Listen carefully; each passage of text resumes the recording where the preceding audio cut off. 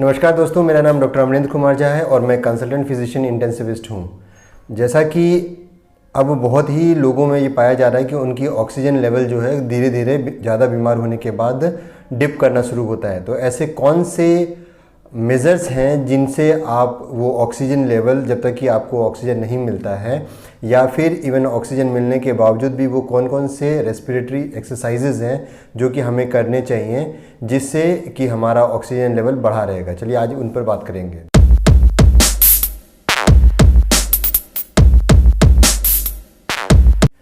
चलिए जानें कि बायोलॉजिकल ऑक्सीजन डिमांड क्या होता है हमारे सेल्स के लिए। बायोलॉजिकल ऑक्सीजन डिमांड वो ऑक्सीजन की डिमांड है जो सेल्स में की ज़रूरत पड़ती है मेटाबॉलिज्म करने के लिए।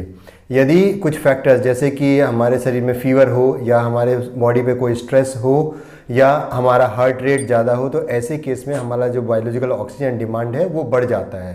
तो जो कोरोना पेशेंट्स हैं उनमें ये ध्यान देना चाहिए कि उनकी जो एंग्जाइटी है उसको दूर रखना चाहिए। यदि एंग्जाइटी रहेगा तो उनका हार्ट रेट बढ़ा रहेगा। तो हार्ट रेट को रिड्यूस करने के लिए सबसे पहले जो डीप ब्रीदिंग एक्सरसाइजेज, जो योगा में प्राणायाम एक्सरसाइजेज हैं, जो भ्रामरी योगासन एक्सरसाइजेज हैं, उनको करने चाहिए जिससे कि पेशेंट्स का स्ट्रेस और एंग्जाइटी कम हो। इससे बायोलॉजिकल ऑक्सीजन डिमांड कम होगी और मरीजों को फ़ायदा होता है।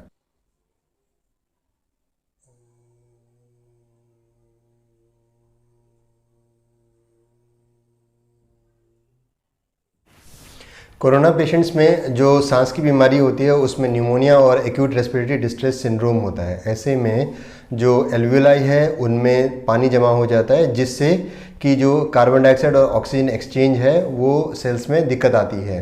तो कौन कौन से रेस्पिरेटरी एक्सरसाइजेज हैं जिससे कि जो चेस्ट में जो एल्वियोलाई जो है उसमें जो पानी है उसका सेक्रेशंस जो मात्रा है उसको दूर करना और साथ में जो एल्वियोलाई है उसको थोड़ा फुला के रखना जिससे कि ऑक्सीजन और कार्बन डाइऑक्साइड एक्सचेंज जो है वो बेटर हो सके।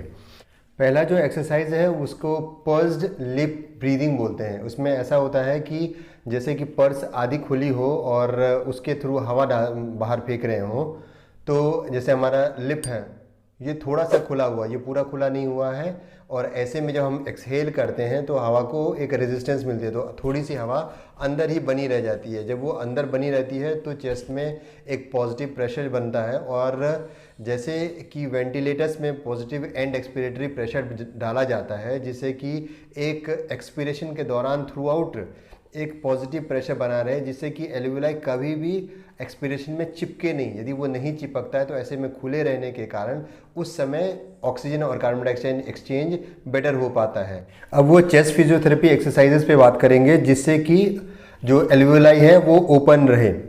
पहले तो दोनों हाथों को कंधे के पीछे लगाते हैं और उसके बाद तेज़ी से फूंकते हैं बाहर एक्सपिरेशन के दौरान। ऐसे में सेक्रेशंस कम होता है। दूसरा, हाथों को ऊपर ले जाते हैं और फिर एक्सपिरेशन के दौरान तेजी से फूंकते हैं।